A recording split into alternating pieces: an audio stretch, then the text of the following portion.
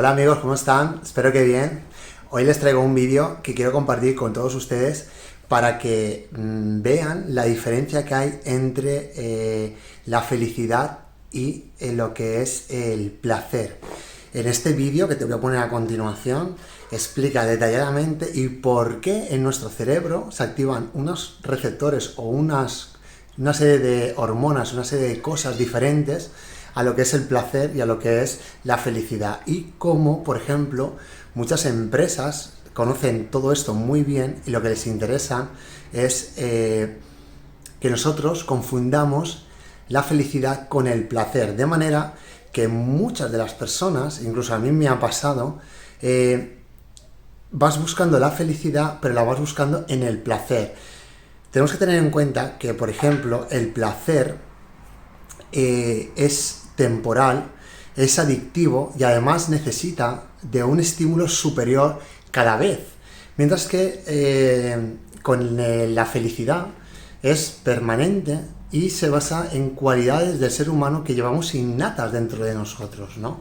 Entonces, me parece súper interesante y esto sería algo que desde mi punto de vista deberían de transmitir a todos los niños y a todas las personas desde el colegio y que empezaran a saber realmente la diferencia entre el placer y la felicidad, que todos tenemos derecho a saber y a conocer y a obtener placer, pero sobre todo a mantener y tener esa felicidad y que no nos hagan confundirlas en provecho de unas terceras partes. A continuación te dejo el vídeo, te dejo aquí debajo, espero que me dejes tus comentarios, qué te ha parecido, qué es lo que has aprendido y qué has sacado de todo esto una conclusión.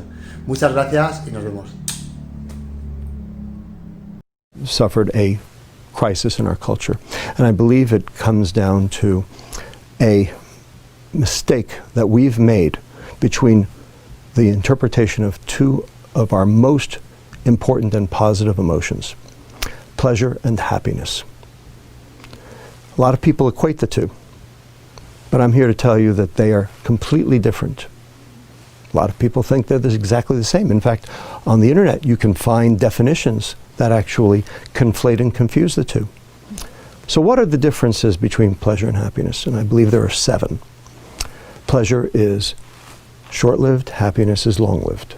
Pleasure is visceral, happiness is ethereal. Pleasure is taking, happiness is giving. Pleasure can be achieved with substances, happiness cannot be achieved with substances. Pleasure is experienced alone, happiness is experienced in social groups. The extremes of pleasure all lead to addiction, whether they be substances or behaviors. Yet there's no such thing as being addicted to too much happiness. And finally, number 7, most important, pleasure is dopamine and happiness is serotonin. Now, these are 2 biochemicals, these are 2 neurotransmitters, these are 2 chemicals that the brain makes and uses to communicate between one neuron, brain cell, and another. Now, why do we care? So what? Well, turns out dopamine excites the next neuron. And neurons, when they're excited too much, too frequently, tend to die. So the neuron has a defense mechanism against that. What it does is it reduces the number of receptors that are available to be stimulated in an attempt to try to mitigate the damage. When you say to be stimulated, you mean to be excited? To be excited, that's right. And so we have a name for that process. It's called downregulation, and a lot of different chemicals in the body do that.